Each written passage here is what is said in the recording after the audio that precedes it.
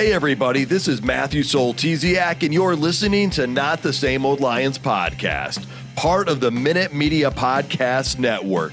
The Detroit Lions are now in a new, grittier era, and we look beyond just the kneecaps when it comes to the analysis. I speak with a variety of guests and interview key players, gaining more insight on what makes this team go. Welcome to another episode. In this episode, we recap the Detroit Lions' 24-9 win over the Tampa Bay Buccaneers on Monday Night Football. We're definitely going to talk about the Lions' defense and all the things that went well in this game. Plus, we'll discuss any concerns and hit on major storylines coming out of this contest and where things stand going into the bye week. That and more. Let's get to it, Lions fans. This is Jameer Gibbs, and you're listening to Not the Same Old Lions podcast. Joining me today is Coach Jerry Ainger, a former Michigan High School Coach of the Year. He was also named Coach of the Week by the Detroit Lions. He's a scouting and training director for Bull Rush Sports. Coach, good to have you here. Great to be here. 1-0. 1-0. Joining both of us to celebrate that 1-0 is the Sports Writer of the Year for Community Newspaper Holdings Incorporated. That is James Cook. He is the senior sports writer for the Traverse City Record Eagle. James, good to have you here as well. Yeah, I think they're 5-0, like 5-0 on Monday Night Football, I think, recently, right? They are. And they made it close. Didn't let it get close enough for the refs to decide anything. So even though Derek Barnes did force a fumble, they did not count. And I will let you get into that momentarily. Before we get into that, though, we want to let you know that this show is being brought to you by our friends at Roaster Jack Coffee Company. They've been roasting incredible beans for 25 years plus, folks. Get your perfect morning cup or fuel the whole crew. Whatever your need is, order fresh at roasterjack.com. If you use the code LIONS, you don't just get to put in a cool code word. You get 20% off your order as well. Roaster Jack, brew great coffee, and go Lions. James, you wore your Branch jersey last episode. I had to pull this one out. Now, full transparency, this is a Chris Spielman jersey. You see the 54 over my shoulder, but it was also the game back for the Mac, Aleem Mack, and he is 54. So, I'm kind of, trying to do double duty here, but giving some respect to the man who's worked his way back and made an impact right away. Let's start with our overall initial reaction, couple sentences though. James, what do you got? I mean, they came out, they played well enough to win. It was one of those games. Another one of those games where you were like, the defense is playing so much better than I expected that I wasn't concerned. It was just another one of those games like a couple weeks ago where they were playing a good team, but they're playing so well that you just, after the first drive or so, you weren't worried. You were just like, oh, I'm pretty sure if the defense keeps playing like this, I'm pretty sure we got this, even though the offense has struggled. Okay. Coach, how about you? No stage is too big for any player on this roster. Hats off to the coaching staff and Brad Holmes getting the right guys in the locker room. Love it. Don't question their drafts ever, ever, ever again, or their free agent signings. Thank you. That's it. I was about to add that free agent signings thing. Yes. I'm going to recycle something from last year that James Cook used on this show, and I don't know if it's a James Cook original or if he found it somewhere else, but I'm going to say the Legion of Whom, because the secondary was all backups, and the Lions defense allowed 3 points in the first half, 36 yards total given up in their first 7 drives. Tampa Bay did not cross midfield until there were 20 seconds left in the first half. Think about that one for a minute, folks. Tampa Bay banged up a bit, but 5-1, leading the NFC coming into this game. And we had a bunch of backups. And don't call them backups. There are some quality players who, we looked at a couple of those guys in training camp, and we hoped they were going to make that initial roster. They stayed ready. And they showed tonight why they were staying ready and how well they can play. All right, I went a few sentences extra. Sorry. Okay. Detroit's backups were better than Tampa Bay's backups. I mean, that's basically it, and that goes back to the GM building depth on this team.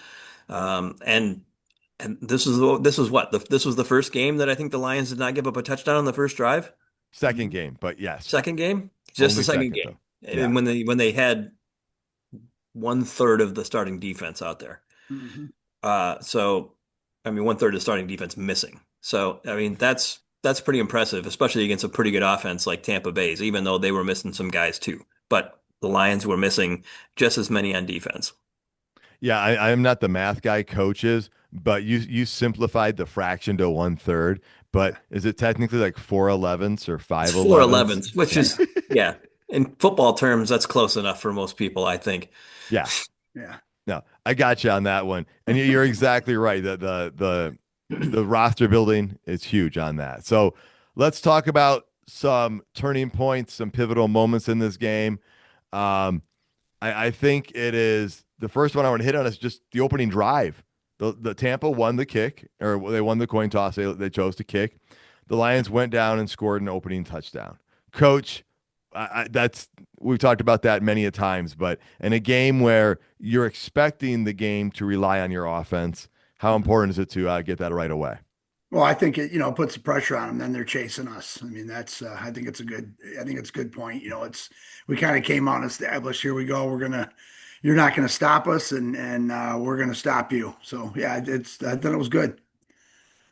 James, you wanted to add a little bit more to that first drive. You have some insights. Yeah, I just that first drive, especially the way it ended, that St. Brown touchdown was a thing of beauty. You normally expect St. Brown to kind of rule the middle of the field, and he took that route, broke it off to the outside, and you can tell the defensive back was totally unprepared for that. And it was almost like he got the chair pulled out from under him, like Rick Mahorn used to do to the guys in the post.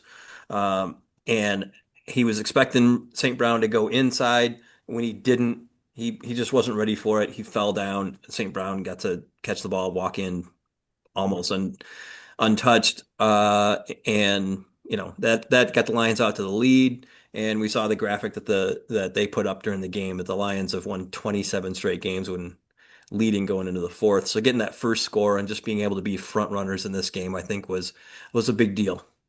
Yeah, I hear you on that one, and I agree completely. Coach, what's something you had written down or thought as a turning point or a pivotal moment? The whole game, there were so many involved, but we talked about Baker Mayfield and his come from behind victories, down 14, down 7, and 4 of his 5 victories, blah blah blah. Don't keep it within 1 or 2 scores. So the pivotal moment for me, I mean, and again, there's so many of them, was the 4th and 5 play on the Otten reception. That was, I think it was Anzalone tackled him short, and his knee came down short on the 4th and 5. That's as far as pivotal moments for me, because the game was not out of reach at that point, and was Baker going to start running some miracles? So I just, that one was the one that put the game away. That I felt, that was the one that I finally felt comfortable that we were going to win that game. That was an interesting one because there were some interesting procedures that took place there that I'm sure some Tampa Bay fans are probably not too thrilled about, with the Lions challenging the whether it was a catch or not, Mhm. and that didn't get overturned. But then they looked at something different that the Lions didn't challenge, and then that changed things. So we're going to save that for a little bit later because Mhm. we got a few calls to look into. But I think you're exactly right, Coach. That stifled that drive, and that did again keep the momentum from growing too much. Yeah, Um, Another thing I thought that kept the momentum from growing so much, and we're doing these things out of order, is a couple plays by Nick Whiteside. couple. All right. The Tampa went and scored a touchdown. It's 14-9, and they're going for a 2-point conversion. And what does Whiteside do? He breaks it up, keeps it a 5-point game instead of letting it become a 3-point game. Just gives you a little bit more breathing room on the offense there. And then if I throw Whiteside in there again, he saves a touchdown as well with Mhm. a diving bat away of the ball. And so both of those were huge in keeping the cushion, as you were talking about, Coach. Because James, well, as Coach and I have talked about, as you have as well, Baker Mayfield never gives up. And Coach said he couldn't, Yeah. breathe that sigh of relief until he was short of that first down. But those plays on defense just continued to keep the Lions offense from, I guess, probably feeling too much pressure. Yeah. Yep. Oh, for sure. And you go back to Nick, he tipped the ball on the out route. Just got a hand on enough to adjust it. The high point that Baker had to sailed over his head in the back of the end zone because he made it look like he was in running man coverage and fell off. Just a smart football player, but again, I go back to that thing about them having these guys ready and talk about a guy to step up. I mean, the announcers couldn't talk enough about him. I was hoping they were kind of, excuse me, kind of go into where Saginaw Valley was, but they left that one alone. But there was enough mention of it, so it was good. Yeah. James, anything on the defensive spots there? I know Arthur Mollett had one of that interception that he had from Otten. That Oh, reminded me of a Chris Spielman interception, I believe, against the Bears back in the mhm. day, where another guy actually caught it and Spielman just ripped it out of his arms, and then Yeah. Spielman ran it back to the end zone. But Hmm. Mollett just took that thing away from Otten, and that was big because there was still about 2 minutes left in the half, and even though the Lions ended up giving the ball back, it took more time off the clock, and it prevented Tampa from doing what KC did last week, which was go down and get a touchdown right before halftime. Yeah, it took a bunch of momentum away from them. It kept them from kind of ever getting the momentum, really. And I saw people complaining on Twitter about, that the tie goes to the receiver, and I'm like, well, it wasn't a tie. Yeah. Otten never had the ball. Like his hands were touching it, but that's not controlling the ball. Millette had the ball when they hit the ground, and then the play is over by contact. So it was a completely an interception by Millette, and just another great play and another one by the no-name defense, Yeah. a defensive secondary at least for the Detroit Lions that really stepped up in this game. And no names to a lot of people who are just maybe average casual watchers, but those who've been Hmm. following know these guys through training camp. Most Mhm. of them, not all of them, but there's some guys that Hallett was in there making some plays as well, along with Hmm. Whiteside and Millette, and then I mean Rocky Sin was a trooper out there, Yeah. um, and so we've been going heavy on the defense, but there's another pivotal moment by the offense in the first half, and that of course was after not doing much for a while, struggling on third downs. Uh, Jameer Gibbs, with some good blocking, just took it 78 yards, coach. And that, again, kept the cushion so that the offense didn't have to do as much or didn't feel the pressure on every drive because they had that cushion. And it gave the defense a little breathing space, too. Yeah, that was a 22.23 mile per hour, fastest run of the season, I think, and probably in the last couple of years. So, uh, but again, that was the offensive line in the duels. Again, making enough plays offensively to get the victory when you got a defense playing that well. We went into that game thinking we had to score 30, because we weren't sure what Robertson, Rock, Whiteside, Hallett, Millette, Harper, Strickland, and Flowers were going to do, but we all found out they were going to ball out tonight. What a great and big thing off that too from those guys. I think they all took on a Meeks attitude. I think a Meeks, and Rock's got the same type of attitude, but I think when they got in the locker room, they probably all gathered around and had a breakdown about uh, can't bury something when it comes from dirt because that's where those guys came from. But they're on a high pedestal today. For sure. And so those are a lot of like the big pivotal moments in the game. Mhm. Um, now let's talk about what we liked because there's a lot of things we liked in this game. Uh, I guess we can start with the defense because Dan Campbell was asked after the game about it, and he said he had confidence in his defense, but he didn't expect 9 points. Yeah. He was that I think that even caught him by surprise. Um, I'm going to give this first shout out to Calvin Shepard Yeah. for Oh, yeah. just the way he called this thing. Um, Coach, what were you seeing out of Shepard and how was he getting this done? I mean, he was ahead of the game on everything. He was playing the chess and Baker and Bowles and their offense coordinator was playing checkers because he disguised he disguised his coverages, he disguised the blitzes, he brought the right guys, the right pressure. It seemed like it hit every time. It seemed like he knew exactly what they were going to do.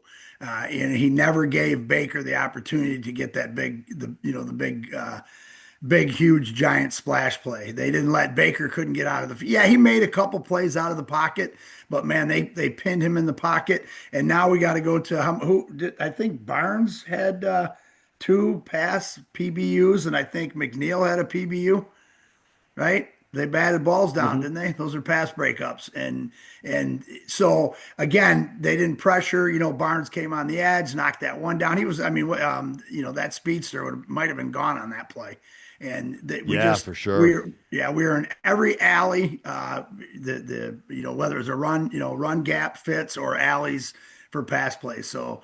Wow, I'm telling you, Shep just man, did he grow up again today? And he keeps getting better, and I can't wait to hear his press conference this week. Oh man, he's going to be pumped up for Yeah, sure. yeah. James, what were you seeing? What was something you liked? You can add on to what we had or throw something new in there. Yeah, one thing is I know people are going to kind of bag on the Lions' offense in this game, but if you look at this game, one thing they came into this game wanting to do is not have Baker Mayfield have the ball a lot, and in the Yeah. first half they were able to do that.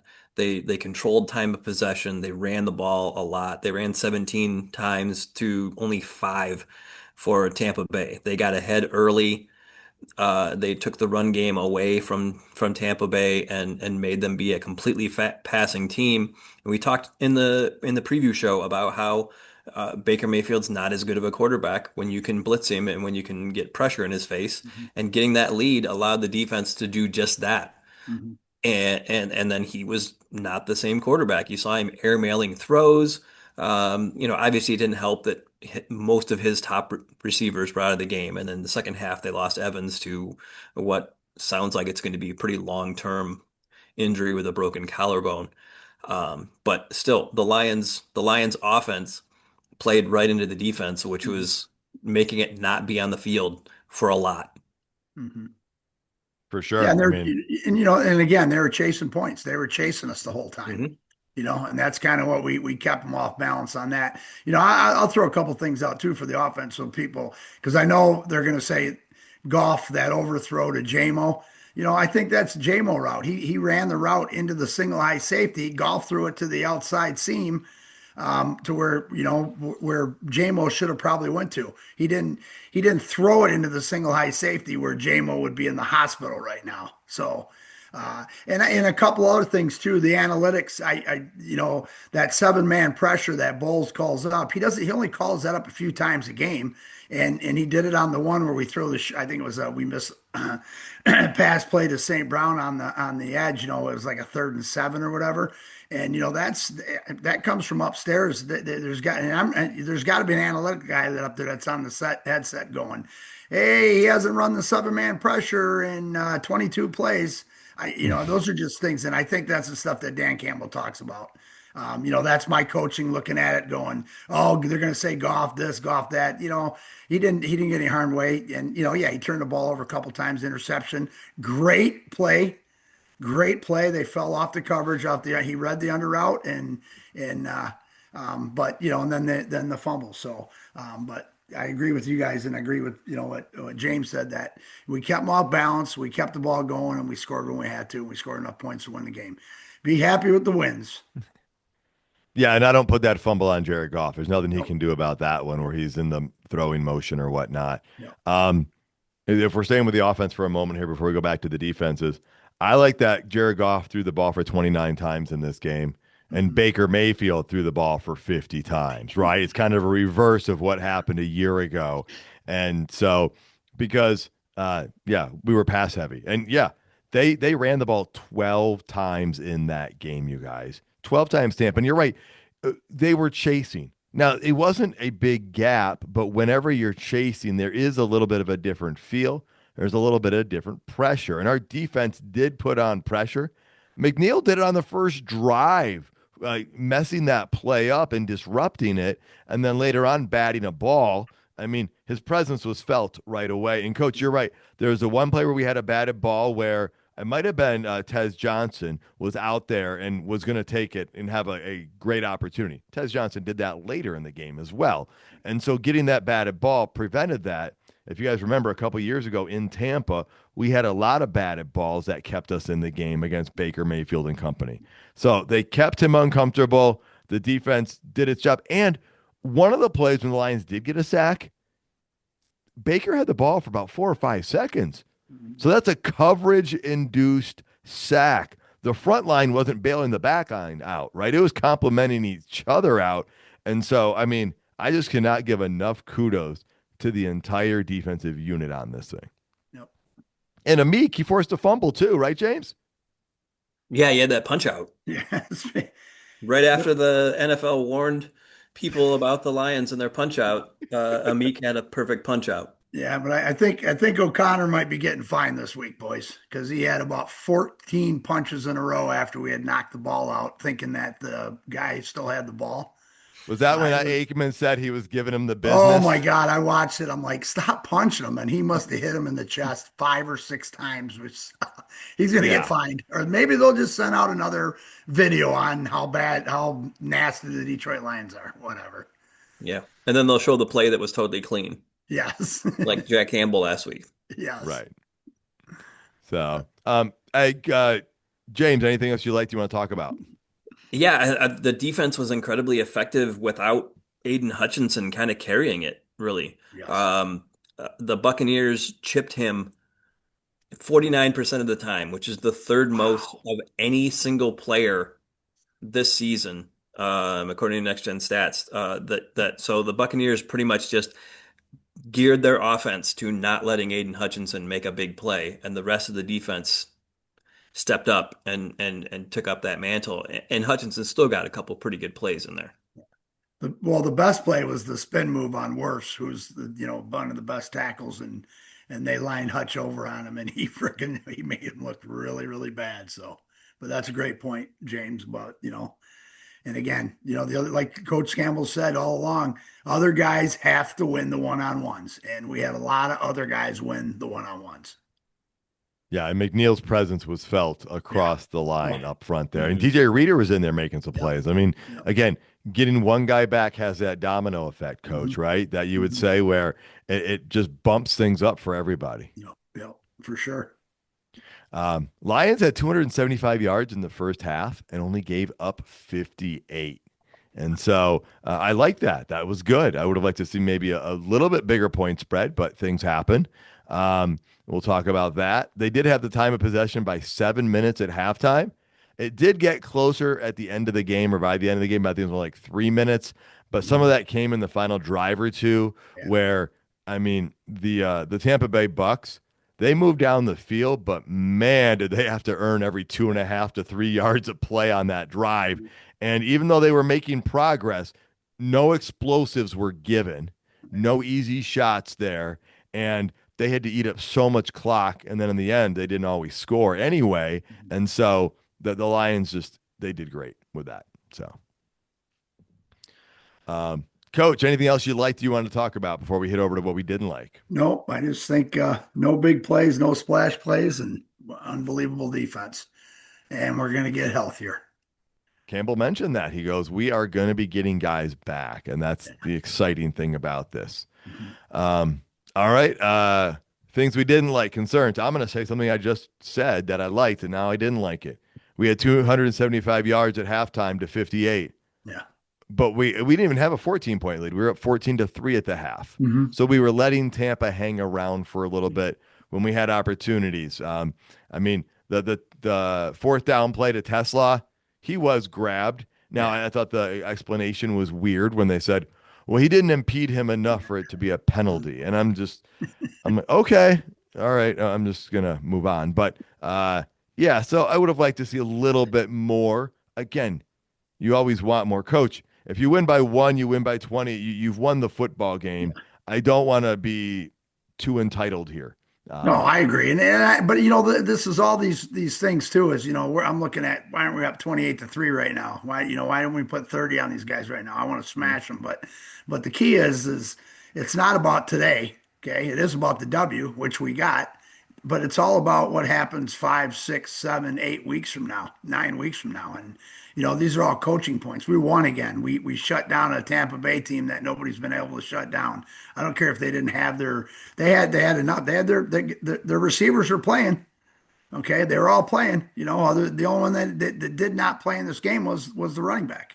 And they didn't have Godwin, but they had the But other yeah, guys. Godwin, yeah. Yes, But but but but they I'm had. saying Yep. is they still had the guys that they've been going with. So and I mean, Baker's been making plays with whoever it is. But again, it's all about, it's a W. You're going to learn from it. We learned a lot from the loss last week. We'll learn a ton from the win this week, especially because we have an extra week to really go over that film and break it down and dissect it. And there's going to be a game where the offense scores 40 and the defense gives up 38. But like I said, we scored 40 and the defense gave up 38. We won. So great game. There you go. James, what's something that you concerned or didn't care for or didn't like? I mean, the Goff and the offense outside of Jahmyr Gibbs in the first half really didn't look crisp. They were kind of generic though. It's kind of a odd. I don't know if necessarily an odd scheme there. I mean, because it's like you think coming into this game against a really high-powered offense, and you've got a defense that's really banged up, that you'd be pulling out all the stops and running trick plays and doing all these things, and they've just kept it pretty vanilla, really. Aside from the one reverse pitch where they had St. Brown pitch it to Gibbs for that first down that he just barely got on the sideline, they didn't really run much fancy or anything at all. They pretty much kept it pretty vanilla. So while it didn't look crisp, uh, the defense made it all they needed to have. I mean, 9 points is the least amount of points the defense has given up this season. And Tampa Bay is one of the better offenses that they've faced. I mean, they gave up 10 to the Cleveland Browns. Yeah. That's a great point right there. Yeah. Um, I mean, I think if I'm looking at the Lions offense part, it was like Amon-Ra St. Brown and nobody else in the first half if you're throwing the football. Brock Wright and Jahmyr Gibbs each had 3 receptions. Those Yeah. were your second and third receiving guys. David Mhm. Montgomery, Khalif Raymond, and Sam Laporta each ended up with 3, but for Yeah. 17 and 15 yards. Jamison Williams had 0 receptions. Yeah. And so you can't help but wonder or feel a little bit if there's a little imbalance here, or not imbalance, but heavy reliability on St. Brown, coach. And is this just the circumstance of it? You talked about JMO maybe running the wrong route. Yeah. Um, He and had a, he obviously had a JMO did have the catch where they called off for a penalty. offense. Yeah. And But here's the other thing too. Last week, JMO had the most catches of his career in a game. This week he had zero again. Okay. Again, he's running guys off. How many total catches did Saint have? he had 6. Yeah, so he had six, and Brock Wright had three, and Laporta had three, and I think Gibbs had three, right? And I mean, so yeah, there's a lot of people out there. The best thing about this team is they're not selfish, and JMO's not gonna, JMO's probably when they interview JMO or you hear him talk, he's gonna go, yeah, if I don't run the wrong route or if I don't run into safety, I mean, just so I don't, and again, what does Tampa do? They're running two highs, right? We're hitting those under routes, and that's kind of what they did, and they put a ton of pressure on us. So it is what it is. Well, I like the fact that we have guys like Brock Wright who can Yes. take care of business, and you can go to him on a critical down and hmm pick up the first down. hmm And so yeah, I mean, it's a variety of an attack there, James. Mhm. But yeah, Yeah, it felt like the Lions after that first drive kind of felt like we can score whenever we want to. So it was almost like they took their foot Yeah. off the brake. They're like the defense is playing so well right now. Yeah. We'll put our foot back on the gas when we want, which is not necessarily how I would prefer things get Yeah. get Right. played. But it kind of felt like that, with just that the play calling was just pretty average. They were just calling pretty generic plays, hmm but they were getting the job done, and that's all they had to do to get a win. So you don't need to win 50-9. Right. 24-9 is pretty good. Yep. yeah, and you had those turnovers that could have been costly, the fumble and they were both near midfield. Yeah. and one did result in 3 points. But you're at that point where, Baker was trying to take some shots because he knew that was probably his best chance is to get a defensive back one-on-one. And, you know, those explosives didn't come. And I think that's one of the big difference makers in the game. And so, Yeah. you know, I think that in the first quarter, the Lions looked at the Buccaneers offense and they said, Emeka Egbuka is not nearly 100%, and we're not afraid of him. Right. Um, and and then Mike Evans gets hurt, and they're like, who do we need to be afraid of on this defense or on this offense? And our defense is playing lights out so far. So let's just put man on man and close this game out and win. and that's where I think they passed on that field goal opportunity and went with a punt in the middle of the game where they could have gone for a field goal at that point. Mhm. Bates had already missed the first Hmm. field goal attempt. I think it's a different game, different story, different situation. They'll probably try and kick it there, but based on what's going with the flow, there's that. So, Yeah. uh, yeah. When Baker Mayfield is looking at Kate Otten as his number one target as the defensive coordinator, you have to be licking your chops. Yes. All right. Well, I want to say thank you to Roaster Jack Coffee Company for sponsoring the show. Order fresh roast order coffee at roasterjack.com. And you might not be licking your chops, but you might be licking your cup there if you use 20% off with code LIONS and get some coffee sent right to your door. All right, well, let's hit the play of the game, and then we got a lot of major storylines and final thoughts here. Um, I'm gonna give one to the offense. I'm gonna give the Jahmyr Gibbs run for 78 yards because the offense had been dormant since that first drive, and then late in the second quarter, he gets that run to put him up 14-0, and then you just felt like, okay, I've got a little bit of comfortability there. So that's gonna be my play. The game might be pretty obvious. There's a few to choose from here, though. James, what do you got? There's so many. I don't know. Early on in the game, there was one play that didn't look great, but when you kind of think back at it, you're just like, man, he ended up making that play, and that was where Eric Hallett, like on one of his first defensive snaps in the NFL, just gets trucked and still makes the tackle and Is still that brings the the one where guy the down. running back lowers his head at Hallett? Yeah. Yeah, yeah, and just ran him over, and he still made the tackle, brought the guy down, and I think it just kind of helped really fire that defense up and just get them going. That this guy coming off the practice squad, Mhm. part of the Legion of Whom, part two there, just is coming up from safety and making a play and doesn't care. Yeah, and you know what? You've reminded me. I didn't mention this. I liked this, but the tackling on the defense in general was amazing in this Yeah. game, and I think that was a big difference maker because we saw a lot of missed tackles a week ago, and that was not repeated. So yeah, that was very impressive by Hallett.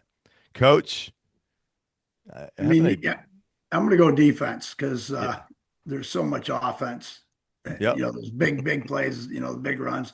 And I'm going to go Nick's freaking bat down in the end zone on a 2-point conversion. That is yep. a huge play. It could have been a 3-point game. Now they can't tie the game up. They have to score a touchdown to take the lead. That's you score a touchdown. If you get the 2-point, Tampa is just ecstatic, and you don't get the 2-point, and now they're and again we answer offensively from that, but that was just a huge play. Keeping it at 5 instead of and then when we score that next touchdown, that margin it just becomes huge. So just a great play by Nick on that one.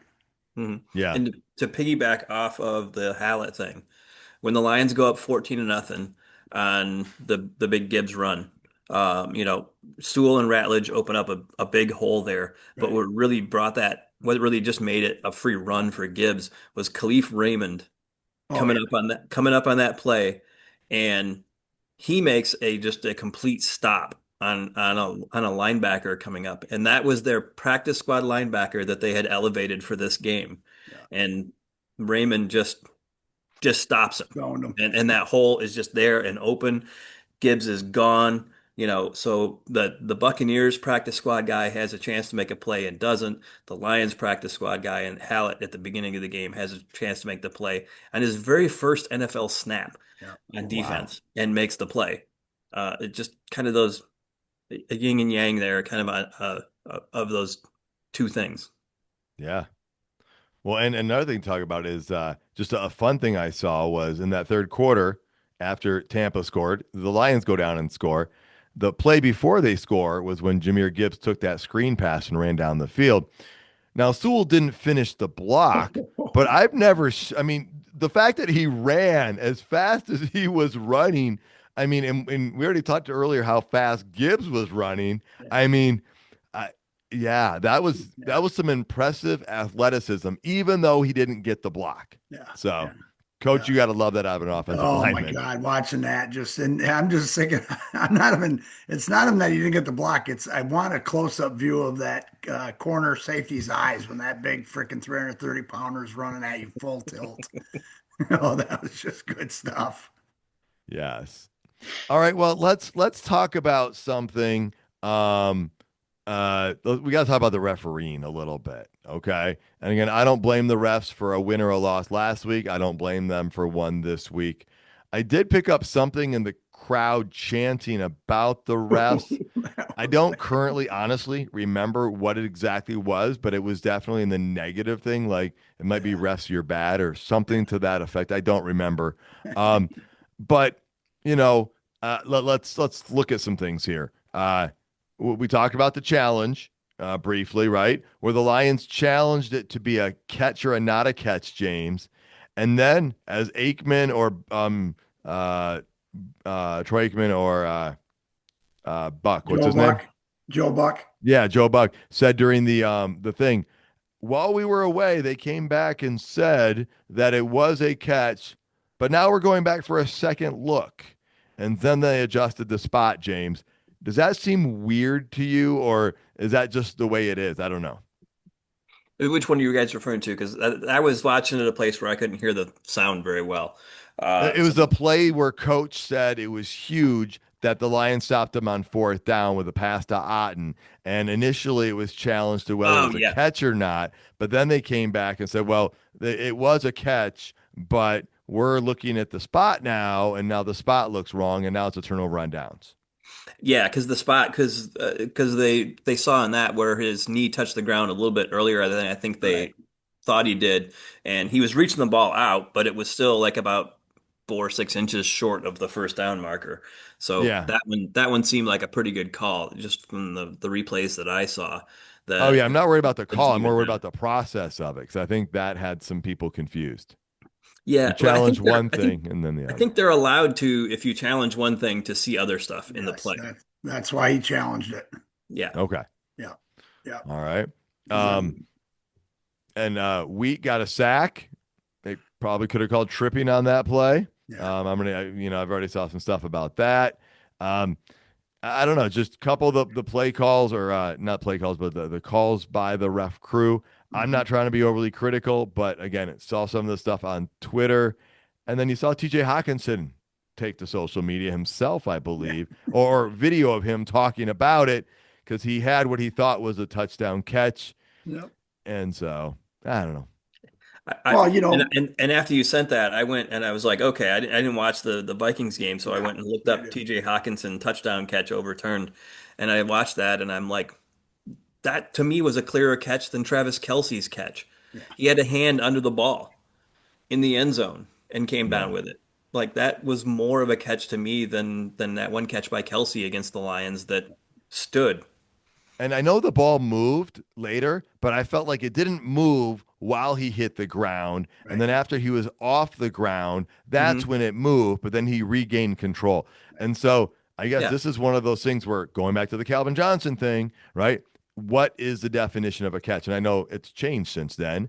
And it reared its ugly head again in the playoffs that year with Dallas against Green Bay. But I guess we're just having a little bit of consistency issue. Mhm. So Be good, be bad consistent or good consistent. Just be consistent. There you go. And as my uncle would always say, and I agree wholeheartedly, I don't want to win a game because of the refs, and I don't want to lose the game because of the refs. And coach, as you would say, as James even said in this one, you got to play well enough then to make it a non-issue. And that's Exactly. what the Lions did. Yep. Um, all right. Well, if we look at the standings right now, the Lions are percentage points technically not in first place in the NFC North because 4-1-1 is better than 5-2. The Lions have played one more game than the Packers. They played one more game than the rest of the division. Lions are on bye this week. Everybody else will be playing. Bears are at 4-2, riding a 4-game winning streak, and the Vikings, after losing, are at 3-3. So that's where we sit at the division. I'm just going to tell you right now, guys, I'm not changing my pick from the beginning of the season. And it's not just a homer pick, it's looking at this team. And, coach, I think what we saw in the secondary tonight just reiterates how deep this team is in talent. They've got a really good team. And some things as we go into the bye to remember there are a lot of new pieces on the offensive line. So they're getting better and hopefully healthier. We saw Decker look like he struggled a bit tonight at times, but they played multiple games without Decker this season. Think about that. Decker's been out. Manu was in there. Then Manu went out. And look how well they've done Mhm. despite all of that. So, and you know what? It's not going to be easy, though, right? Some of the teams that looked easier, I mean, ask the Denver Broncos how the New York Giants are. Ask Yep. Philadelphia about the New York Giants right now. Yep. They're coming to Ford Field, next month. And so it won't be easy, but that's how good this franchise is. That I still think they're going to win the division. It'll be close. It'll be a tough thing, but I'm still buying on the Lions. And it's not just because they won tonight. I've been feeling this way throughout, but the secondary tonight just kind of showed some of that. So Yeah, I mean they held Baker Mayfield and the Bucks to season lows in yards for the season, 251 and 3.8 yards per play. Mhm. Both awesome. And who coming into this game expected the defense to do that with Mhm. playing with an entire secondary of backups? I mean, Amik Robertson is really maybe your only starter guy who's, normally you're starting nickel. Now yeah, he's gone from your third corner to your number one corner, and you're playing with two backup safeties, guys who weren't on the roster at the beginning of the season, pretty much. So uh, to do that was just impressive. Give Kelvin Shepherd his flowers for this game for sure, because they pieced together a pretty good masterpiece of a defensive plan against a pretty good team, even though they were missing some people too. here on that one. Coach, any other major storylines you want to pick up on, things you want to talk about? Nope, just almost perfect timing for a bye for us. Yeah, definitely need that bye to rest up, to get healthy. Um, Still room for the offensive to improve all Mhm. around, and that's the great thing about this, right? It's not like we've hit our peak yet. Right. So, yeah. James, anything else? Yeah, just after they come back from the bye, I mean, think of they'll be getting Terran Arnold back. They'll be getting Rodrigo back. Trey Wingo or Wingo Makai Wingo, not Trey Wingo from ESPN, should be fully healthy and somebody who's able to come in and contribute. DJ Reed should be pretty close behind those guys. So this defense and offense is just going to be looking pretty good, hopefully coming out of the bye. All right. And James, before we get into that, Dan Campbell, I think, moved into fifth place all time for wins for a Detroit Lion coach. I think I saw that from the PR crew. They were shooting a lot of really good stuff out there about some things, some accomplishments for the Lions. One thing they did not mention, but I just want to know if you guys knew, the Rolstad crew, the ref crew, they got the Titans Patriots game this past week. Mm, Not quite the same prime time special they got the week before. mm. So, all right. Well, it's bye week coming up, folks. Get your rest, and we'll have some stuff in here. We'll have some stuff to keep your ears busy and occupied. So keep an ear out, keep an eye out for that, and see what we got. But otherwise, Coach James, great working tonight with you guys, staying up late, celebrating this win, and enjoy the bye week. Here, here. And folks, thank you to Roaster Jack Coffee, roasting incredible beans since '99. Visit roasterjack.com. Use Lions, you get 20% off your order. Thank you for tuning in, folks. Please tell your friends and family about the show. You can find us on all major streaming platforms, including YouTube. We'd love to hear your thoughts and reviews. Check out more episodes and content at notthesameoldlions.com. And until next time, stay gritty, my friends.